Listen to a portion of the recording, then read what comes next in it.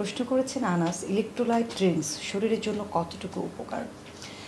Actually electrolyte ড্রিঙ্কসে সাধারণত কী থাকে? Sodium, potassium, একটু সল্ট থাকে, সুগার অ্যাড করা থাকে। সো এটা অ্যাকচুয়ালি সবার জন্য না।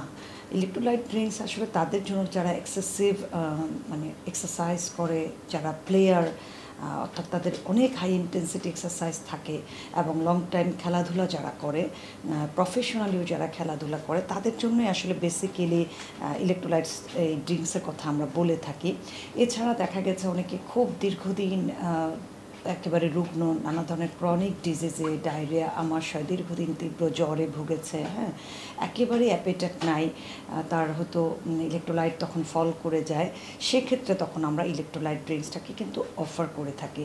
একেবারে স্বাভাবিক জীবনে যারা থাকে তাদের জন্য আসলে ইলেকট্রোলাইট ড্রিঙ্কসটা না, অর্থাৎ আপনার শারীরিক কন্ডিশন ভেদে কিন্তু ইলেকট্রোলাইট ড্রিঙ্কসটা প্রোভাইড করতে হয়।